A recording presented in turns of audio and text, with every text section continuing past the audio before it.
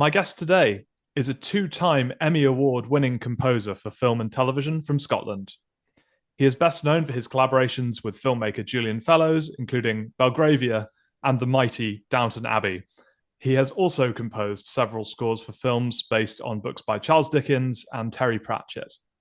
He has received several BAFTA and Ivor Award nominations throughout his illustrious career, and ClassicFM have called his iconic theme for Downton Abbey one of the greatest television themes of all time. It is my honor to welcome composer John Lunn to the program. Welcome, John. Yeah, hi everyone. Delighted to be here. I didn't know Classic FM had called it that, but I'll take it. I read in one place that they'd called it the greatest, and I didn't want to say. Oh, And then I right. found another place where they'd put it in the top 25, and so I thought, I'll just say one of the greatest, so I don't get it wrong. Uh, yeah.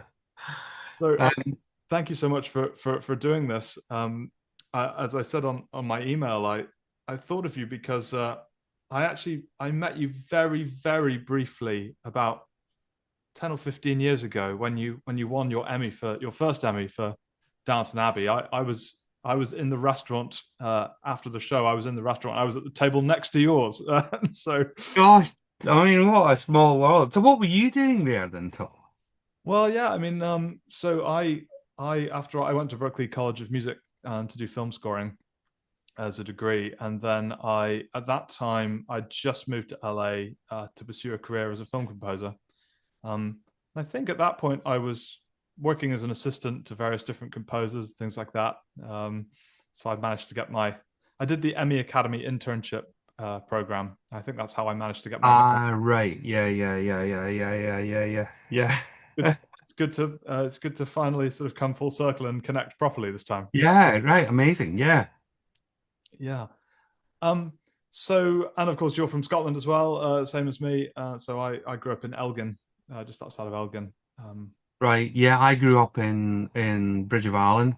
Went to Stirling High and then went on to Glasgow University. But I've been in London for, over 40 years now. Wow. So I could almost class myself as English, although clearly my accent hasn't changed at all. I mean, I feel similar in a way because I left Elgin when I was 18 and went to America. So and now I live in England. So yeah, I'm also been all over. So yeah. But we're both Scottish deep down. That's Absolutely. Oh, you can't change that. Yeah, that'll never go away. Yeah. exactly. So thank you. So the first question I wanted to ask you, John, is how did you learn to compose? God, I mean, I was funny enough. It's something slightly struggle with at the moment because I find it very hard to teach people to how to compose. My father was a sax player in a jazz band, and when I was, growing up, there was a lot of music in the house. My mother was into Bach and Chopin and that kind of, and then when I was about 12, let's be sort of 1968, I got really into Jimi Hendrix and Led Zeppelin and Cream and stuff like that. And I was getting more and more obsessed with listening to music. And I just I started taking music lessons when I was about 14, which is actually very late, for somebody. But when I first started on the double bass and the piano, I just took to it like a duck to water. And by the time I was 16, I was going to do something in music, And at that point, I imagined I'd be playing it, because that's how most of my education in music up until that point had been. There was a kind of an assumption that the best music in the world had already been written and we were being trained to, perform it. But by the time I was 18, I'd kind of got rid of that feeling. I was really more interested in how music was put together. So I went to university instead of going to music college, which I very nearly did. But anyway, the university was by far the best thing to do because I started the piano too late. I was never going to be a concert pianist. 14 is just too, no matter how good you are. Um, and so what else am I going to do? And kind of, and I just got more and more upset. Then I get into really into modern music, like Stockhausen and Ligeti and that and Alban Berg, the Serialists, and Webern and Berg, but in the meantime I'd never let uh my love of jazz go, so I was still listening to a lot of Miles Davis and Duke Ellington, and I just kind of started putting my own stuff together. I mean, nobody really taught me. I mean, people taught me what other people had done, which I think is just about the only way you can really do composition. Um and I started just using my own ears and playing. I was constantly improvising, kind of, which I think is what I probably still do now. I improvise to something, and then maybe I play something like, oh, what's that? And I kind of and I stop and I think, right, okay, I can take that somewhere else.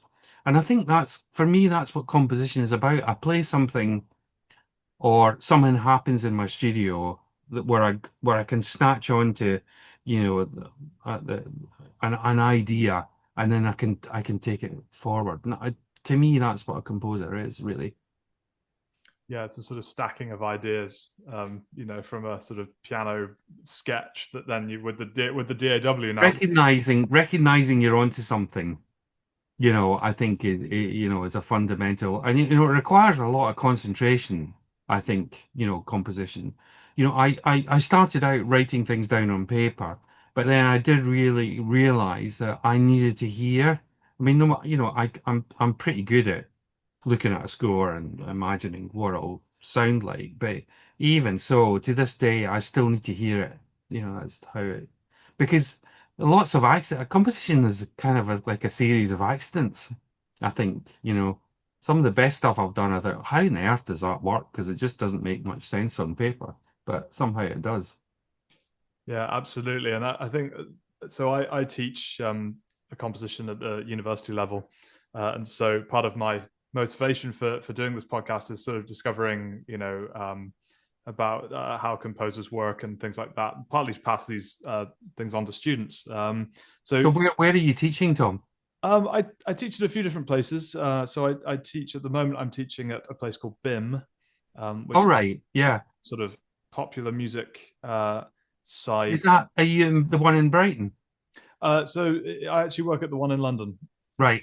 So that's why Okay. I'm. That's where I do. I'm currently teaching a composition for screen module there. So I teach there a little bit, and then I teach in some other places. So I have students that sort of come from a popular music background, and some students that come from more of a classical music background, and obviously in the industry you have composers who come from a sort of classically trained background, and composers that come from a more of a pop background. Um, I'm interested to ask you. You're talking about writing music down, all these types of things. Kind of, what role do you see your sort of knowledge of music theory playing into your work? I mean, what are some of the things that you kind of draw upon from your studies and things like that when you're working? Well, interestingly, I consider myself as being from both backgrounds because after I did my degree at university, I went straight into pop music.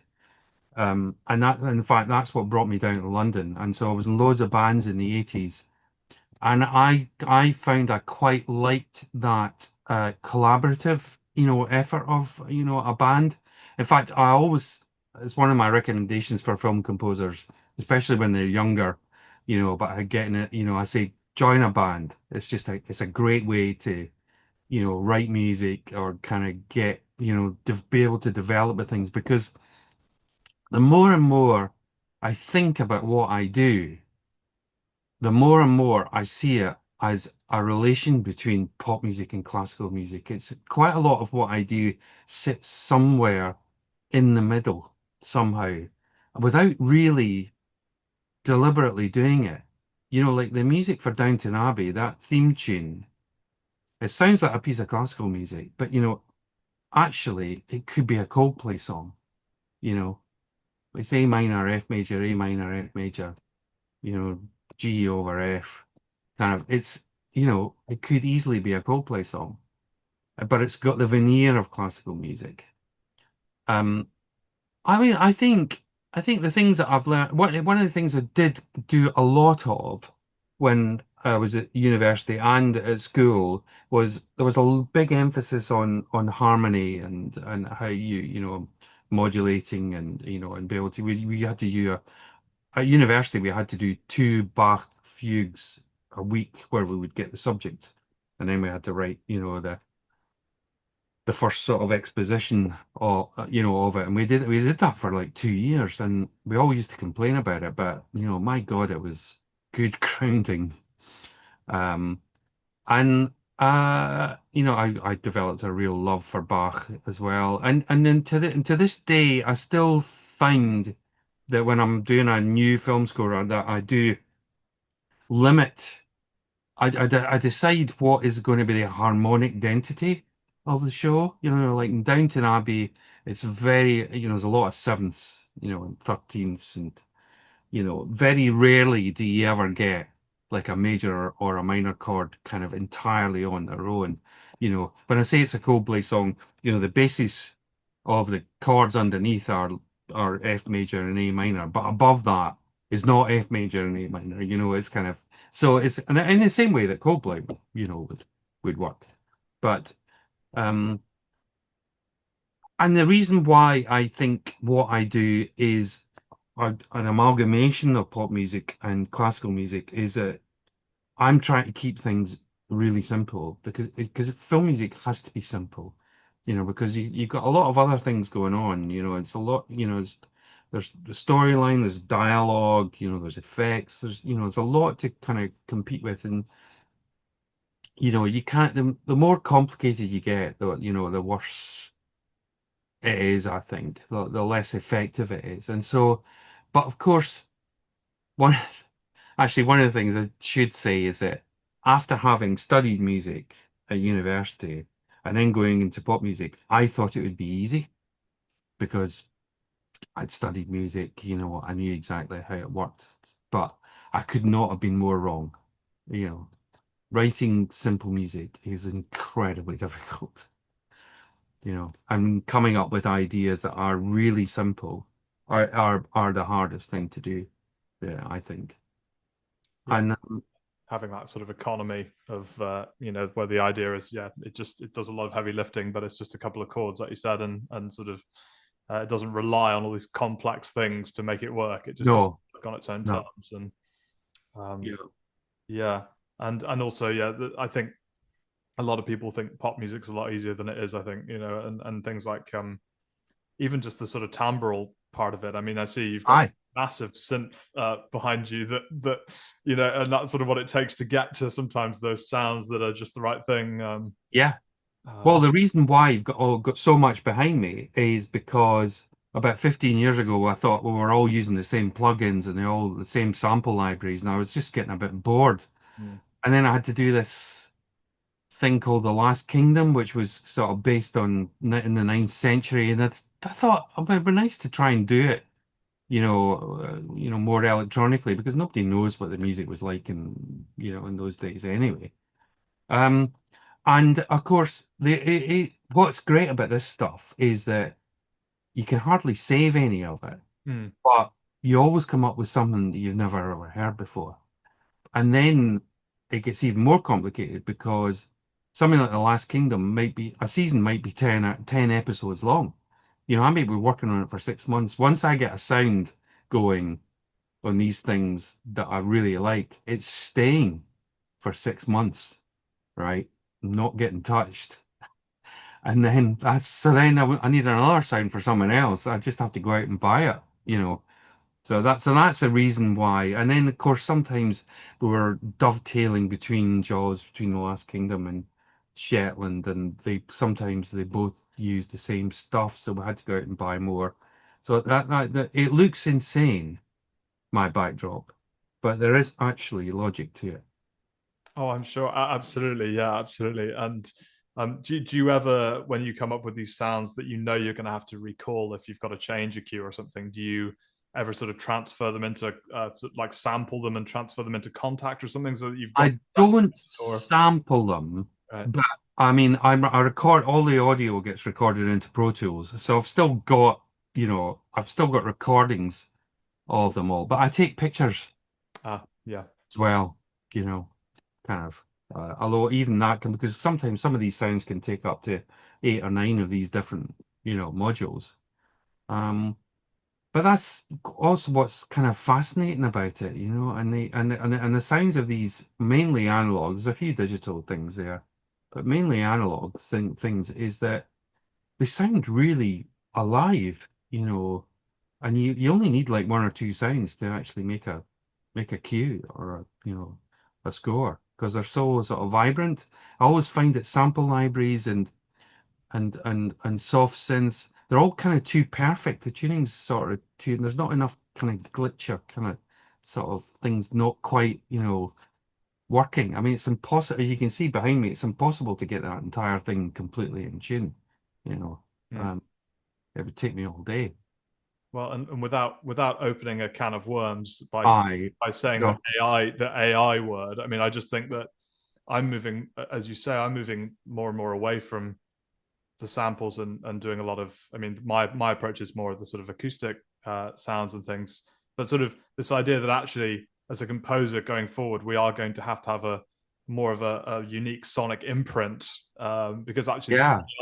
if the AI music is going to do anything, it's going to be kind of MIDI based thing. So is that part of your thinking too? That actually it's about having a sort of unique sonic imprint and things like that. I mean, it's definitely, I mean, I'm definitely trying to have a sonic imprint. I hadn't really been thinking about AI. I think, I'm kind of getting towards more, I'm definitely more towards the end of my career than I am at the beginning. And I, you know, I have a funny feeling that I'm just going to miss out on AI. I don't think it's actually going to really affect me, too much. I hope. But I worry for the next generation and how it's going to impact them. But for me, no, it's not really an issue. It's just because I like, the sonic identity, and also, I like sound. I don't just like composing music. The sound of it is just as much a part of it. I mean, I was thinking, I was trying to explain to somebody the other day that because obviously with something like Downton Abbey, you do things like tension and release and romance kind of through the harmony, and it's sort of an orchestral work. But how do you do that in something like The Last Kingdom, where you can't the harmony can't get too complicated because it's just not that kind of music. And so, how we used to do it was we used to do it timbrally. So we'd use sounds that would start out quite beautiful and then, kind of disintegrate. And, we used a lot of noise and we created a lot of tension kind of timbrally rather than harmonically. In Downton, you'd create tension by the use of the harmony. But in The Last Kingdom, you couldn't do that. It was timbral, really. So that's just as important. That's really interesting kind of idea of sort of almost like timbral dissonance or something like that. Aye, Uh, yeah. so actually, with that in mind, I had another question related to the sort of study of music that I wanted to ask you. Sort of in the early part of this conversation. Um, so obviously, a lot of one can produce music with a DAW now and using synths and all these types of things. Um, and I note that you play the piano, Hmm. as do I. Um, and there's a lot of emphasis now on sort of getting rid of keyboard skills in teaching and sort of because people think it might be maybe not antiquated, but maybe it's kind of that we don't need it, and so therefore should we do it? But what I wanted to ask you is sort of what role do you see the keyboard playing in your work? And do you think that if you didn't play the keyboard, how would it be harder to do what you do? Um, yeah, what role does it It play? would it'd be so much harder to do without a keyboard. I mean, I'd recommend everybody to learn the keyboard. I can't see that, disappearing. Um, my assistant, for instance, didn't study the piano. Um, and he's found a kind of a way, but he still uses it. He has to use a keyboard. to write it. He's still using a keyboard to write it. I mean, but he's found sort of ways round of not being, virtuosic, which is quite, clever. Um, I mean, but that's the thing. You don't really, to write film music, you don't really need to be that virtuosic, a player. I don't think. Um, but I would recommend, I'd say it's incredibly useful. It's never going to be not useful. I would be my answer. Yeah. You're right. It's more about sort of being able to move through the keys and know where the different chords are, and rather than playing Chopin or something like that. I think. It's not so much about being able to play Chopin. It's just more about being able to, be able to try things, out on a keyboard. I mean, it's just a great instrument for just trying things out, even if you're not going to use the sound of the keyboard in the score at all. But it's just, you know, it's a way of writing. You have to find some way to write with that's kind of sort of immediate, Mm. and and that's always, the keyboard for me is always a good starting point. I mean, it might get ditched at some point, but usually starts out in the keyboard. I think the word you use there that I'd really pick up on is the word immediate. I mean, that's how I feel too. Is that it's sort of you've got the whole frequency spectrum of the orchestra. Absolutely, right in front of you. Yeah. Yeah. Fantastic. Cool. So I'm a huge fan of Downton Abbey. And when you won your Emmy, when I first met you, I hadn't yet seen the show. I have now. So I'd like to talk a bit about Downton Abbey and Absolutely, Tom. Yeah. um. So I have a bunch of questions. Um.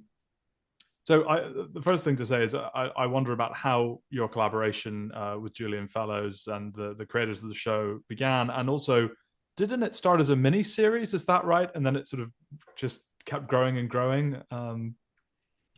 I don't think it was when you say a mini series is going to be a kind of short. I mean, it started out. I think it was I think it was 7 episodes in the first season, but there was always an idea that there would be there were definitely plans and storyboards for a second and a third season, Okay. Yeah.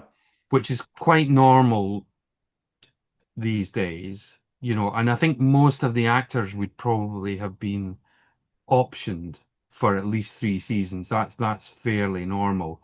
But beyond that, I don't think anybody was really thinking, beyond that to begin with.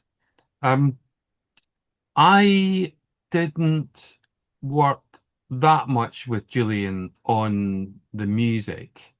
I think he'd probably confess himself that music's probably not his strongest area. But I did work with, basically the showrunner was the executive producer, Gareth Neame, who I had worked with for several years. When he was at the BBC, actually, he was a producer, and I think I did his first job for him. So I'd been working quite a lot with him, and he'd left the BBC and gone to Carnival Films. And by this stage of Downton, I was doing a lot of work for that company. But I was still working with the BBC, and I'd just done the costume dramas Bleak House and Little Dorrit, which had been really successful. Um, and and in both of those, the score was kind of quite modern, although they were period dramas. And I think in Downton Abbey, they were looking for something sort of, a similar approach, even though Downton was effectively probably 100 years later, maybe than Little Dora or Bleak House were set. But but it's always because I always think in a period drama, it's not really my job to make you feel you're in whatever period it's set in. In Downton, it starts in 1912, but I don't consider that my job to make you feel like you're in 1912. I can't ignore that period. And I did listen to a lot of, Elgar and Vaughan Williams and Delius. And there are times, in the show when there are definitely elements of that in it, but I think the main like the title tune is kind of much a much more modern approach. A lot of Elgar particularly is too overwrought really for for a film score. It's too kind of over dramatic at times. I mean, it's certainly beautiful enough at times. But um but it's kind of slightly overcomplicated really.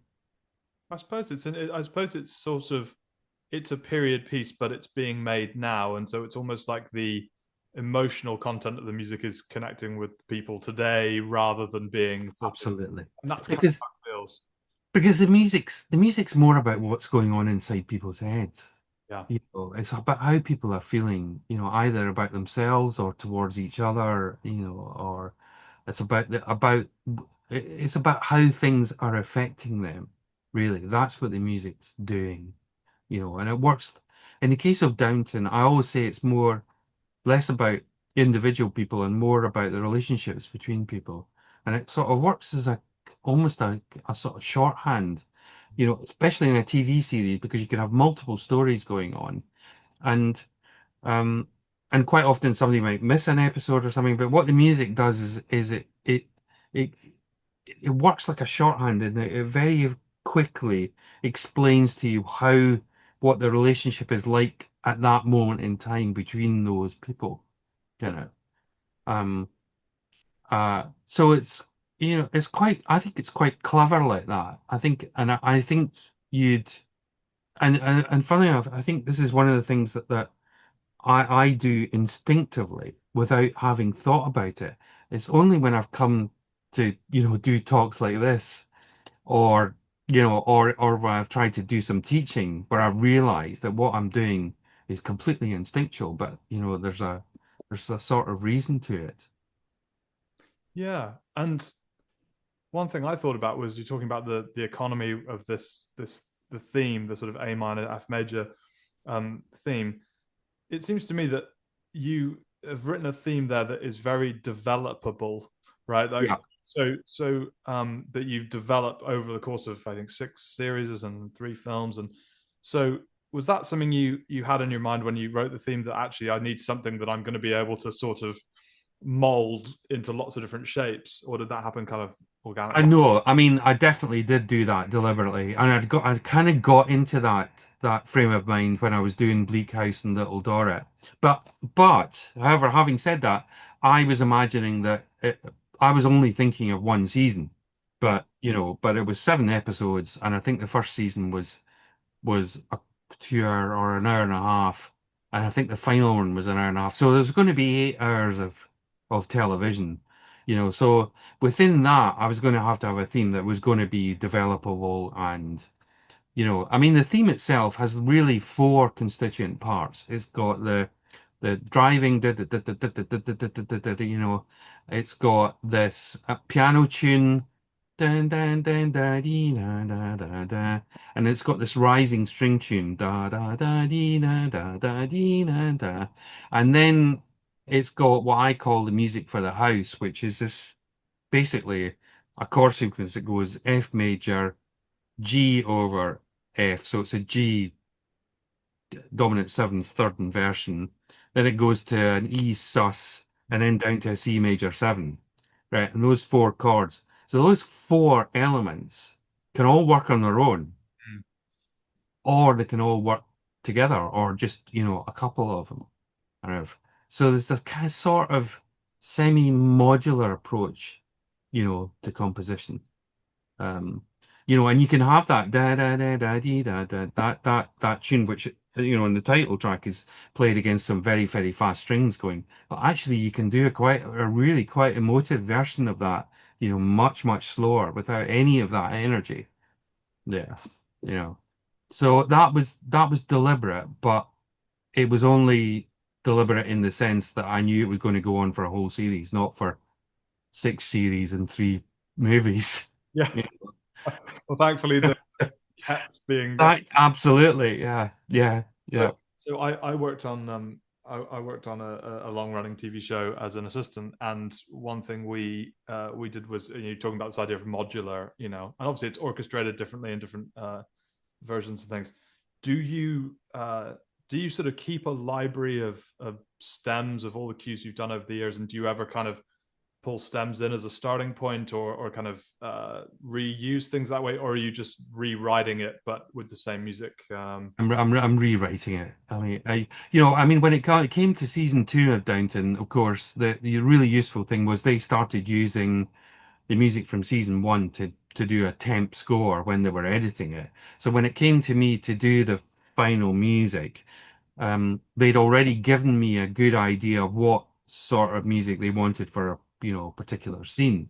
I mean, some of it they hadn't got right in terms of about the character, relationships, but by and large, but it was still very useful. And I don't think we ever used the same cue twice Wow, because it's so, although there's technically, it's not an action movie, Downton, so there's technically nothing, there's very little ever to really hit, but you always just find that the way that it flows underneath the dialogue, or it just had to be done again, even if it was the same tune, because you just had to slightly change the tempo, or or something else had to happen. So we never used the same cue twice.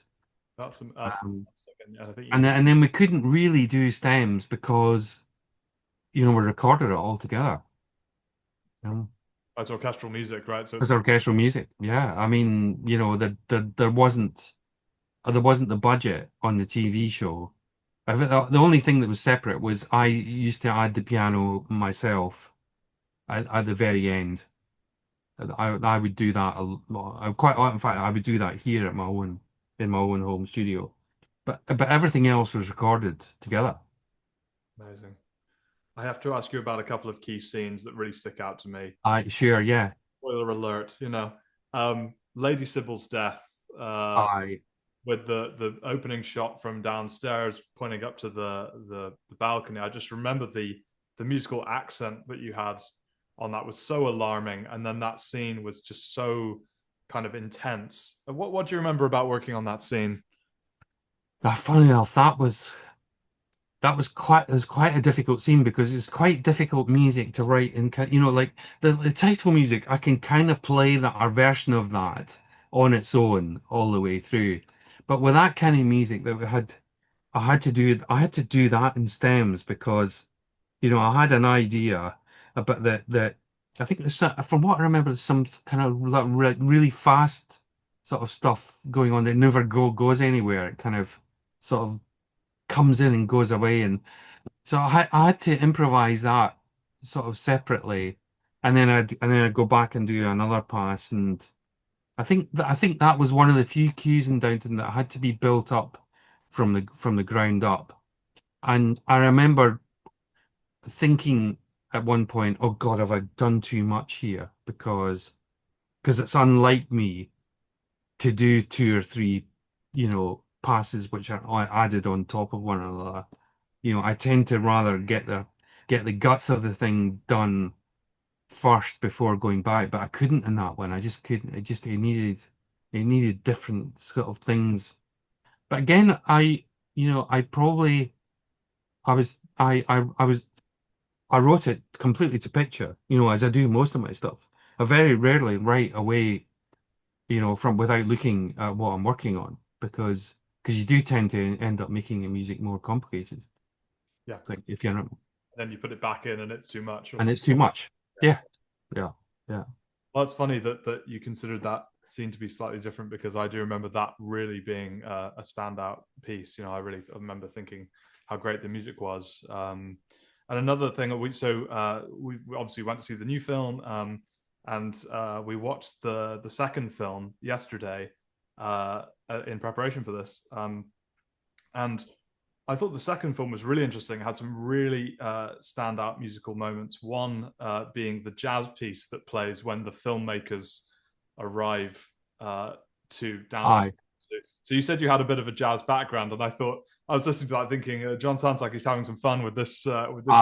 aye. Yeah, yeah. No, that was yeah, and funnily enough, I haven't actually had that much chance I've never really done a jazz score, but it has inflected, loads of what I mean. You can tell in the harmony of Downton. Certainly in the second movie, there's a very much a a jazz related kind of influence there. That kind of, you know, I suppose it was kind of that was one of, when I said it's not really my job to make you feel like you're in the 1912. But of course, I think the second movie is 1924, 1925, and this, is about the film crew turning up. And so it's one of the few places where I did think, okay, this has to sound like the 1920s. So I was kind of doing something like that. I mean, I don't think you would have heard that music in the 1920s, but it's not a million miles away, kind of. Yeah, sort of great orchestral jazz. I mean, my PhD, I focused on Scott Bradley, who did the music for Tom and Jerry, the original Tom and Oh, Jerry. brilliant. And there was a little bit for me. I mean, maybe I'm slightly biased, but that sort of orchestral jazz, sort of Gershwin type stuff you were doing, just reminded me of him a little bit. Aye. Yeah, yeah, yeah, yeah. And then, of course, there's the ability, with an orchestra as well to kind of move away from that within the same cue and become much more filmic and then kind of go back again. I mean, I'd be lying if I hadn't been listening to Henry Mancini or something like that, then something, in that ilk, I think. Yeah. Oh, well, you absolutely nailed that whole vibe. So that was fantastic. And the other piece that I noticed you have it on your website was the kind of the sort of French Riviera music. Aye, It was just lovely. And aye. at one point, there was quite a fun sequence. I think it's when Mr. Carson is going around the town where I heard a sort of accordion version of the main That's theme. right. It's a nice little sort of joke, Absolutely. Yeah. Yeah, yeah, yeah. No, that was fun doing that one. Yeah. Yeah.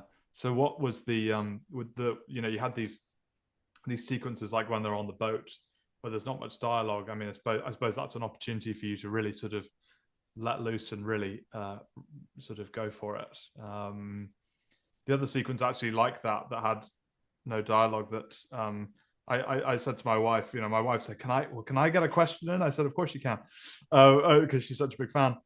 The sequence when the Dowager Countess passes away, Yeah. and then you have this long stretch with no dialogue. Yeah. What was the process like on that sequence? I mean, I was slightly dreading that. I could see it coming Yeah. when I was working on it. And it was probably, I do quite like to do a movie in sequence so that I'm kind of building up to it. So I could kind of see it coming. And technically, I think I had another week to go on the movie where before I really was going to have to sort of stop and we were going to have to go with whatever I'd written. And I didn't know, it was just a Saturday morning and I just I think I'd maybe been listening to the Strauss four last songs, not for that, but um I th you know I, was th I but I kind of ended up kind of thinking Richard Strauss. Although to be honest with you, I set out to do a kind of more of a Morricone kind of thing. But actually it ended up more like Richard Strauss and because I've called it Cortege, it's not a tragedy, it's very sad that she's died, in the movie, but she's had a good life, fulfilling life, and so I wanted to write something which sort of reflected that, it was the end of a life, well lived, really, was really what I was trying to get. So, I think it's in D major, kind of, um, and uh,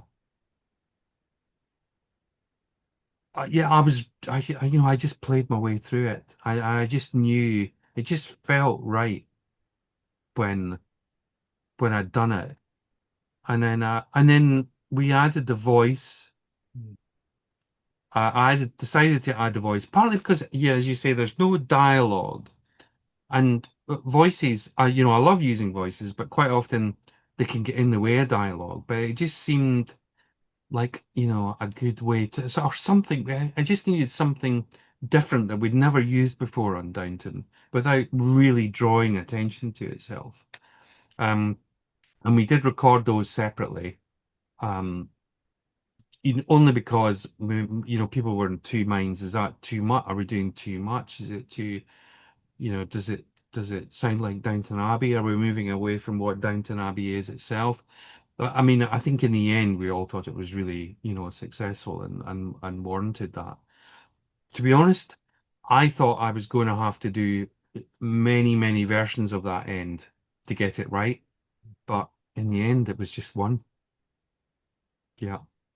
Um, That's interesting to hear you say that because I yeah. you sort of anticipated what I was thinking of as another question. But it's interesting, I think, isn't it? Sometimes with working with filmmakers and things, sometimes if you can just you can just get it right in one go, and it's sort of undeniable, and actually, you know, and Yeah, to because you could pick that piece apart, but it's got a kind of flow. It's got a flow to it, and as soon as you start messing up with, well, maybe you should just be a little bit sadder at this point. You sort of lose the whole structure of it, about the effect the overall effect, that it's having. So yeah, no, I think, amazingly, everybody was really happy with it. The first version. that's fantastic to Mm, hear. Because yeah, I thought it was very effective, and yeah, it's nice to be able to have your first instinct be the thing that lives in the I know, I know, because it doesn't always happen. final. um, let's see. Well, I don't want to keep you for too long. And of course, I could ask you questions about that body of work and all day, and not to say nothing of all of the other things you've scored as well. But I'd like to ask some more questions, I suppose, to help my students also. Aye, of course, yeah.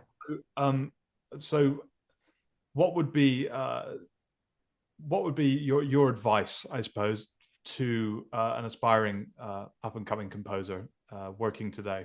What would be your biggest advice you could give? I think it's not to get too downhearted too early. I didn't do my first film till I was 32, and I spent 10 years before that doing every conceivable style of music and not really sure about which direction I was going to go in. But actually, it was incredibly useful, because I can write music in virtually any style.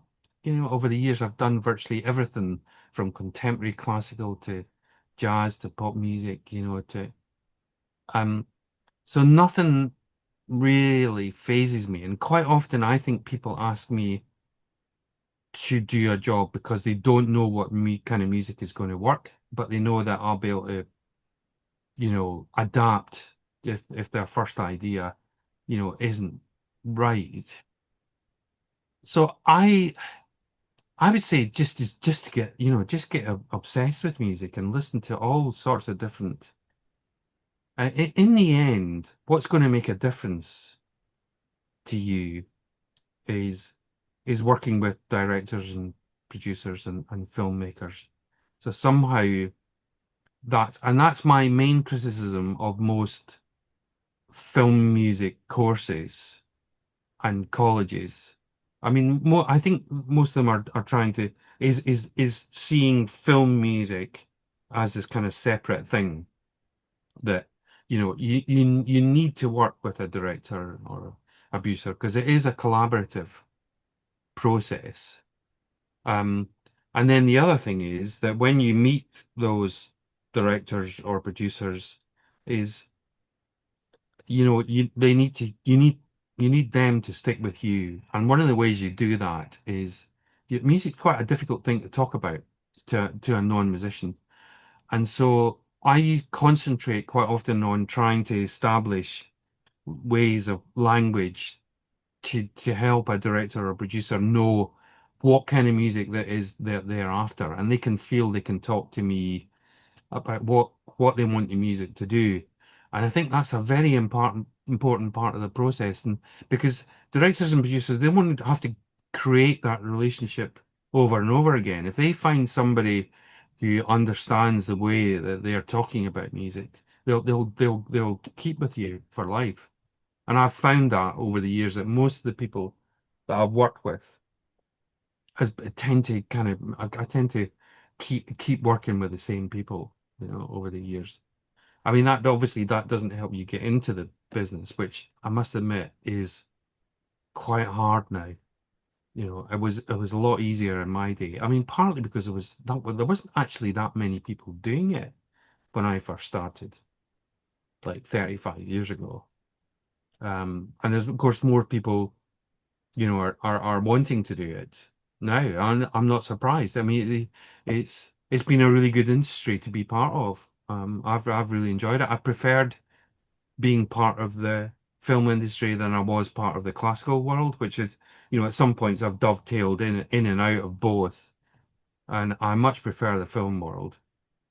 Um, and what advice? I mean, keep plugging away and just get yourself as knowledgeable as possible about all types of, music, and certainly don't think of one type of music as better than the other, because that's just nonsense.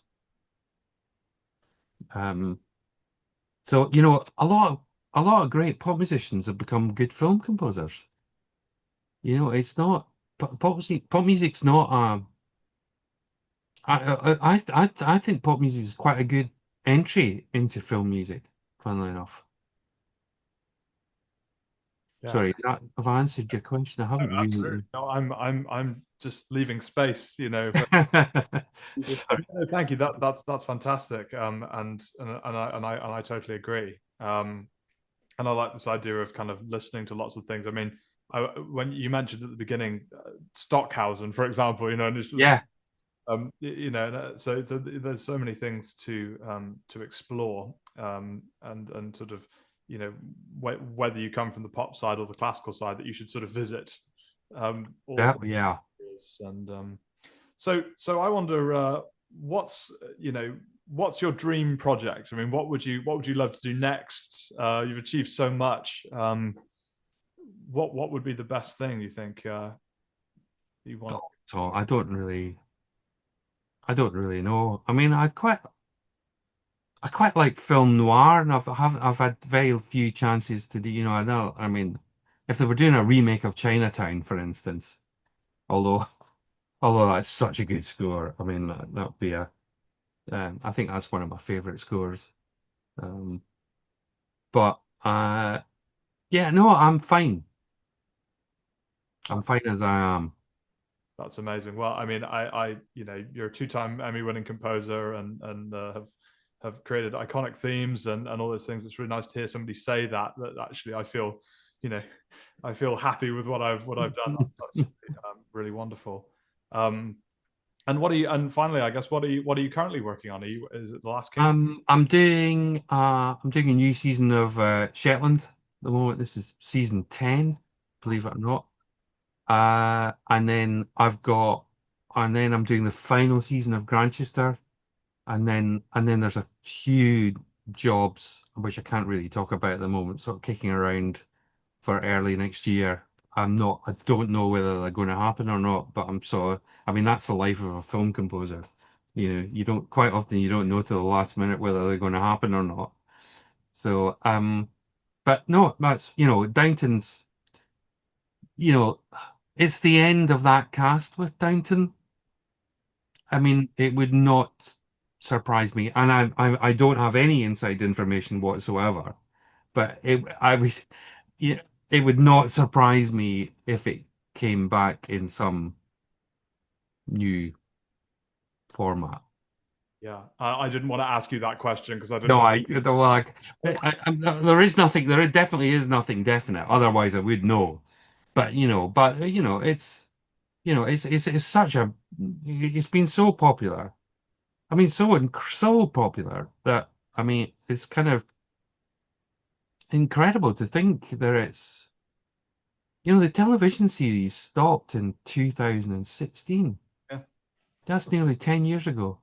And yes, the movies have obviously kept it in the public eye, but the series is just as TV series is just as popular as it was 10 years ago. So I can't see, we're living in a capitalist world. I can't see that being the complete end of it. yeah. These kind of these IP sort of properties that actually they do get brought back, because you're absolutely right. I So I also wonder if has there been or could there be a concert of the music of Downton Abbey? Is that yeah, yep. I mean, I've done a few. I've done one in Highclere Castle. I've done ah, in Paris, wow. Munich, and where else have I done? Oh, in Vienna, Wow. and Lucerne, actually. And then we're thinking of doing a tour, a European tour next year. And there's talk of me doing the London soundtrack festival in April. So yeah, so I'm gonna do a lot more concerts. We were planning a tour before. We were going to, Japan and America. But then COVID hit. So all got cancelled, and then everything just else just got delayed, and then um so yeah.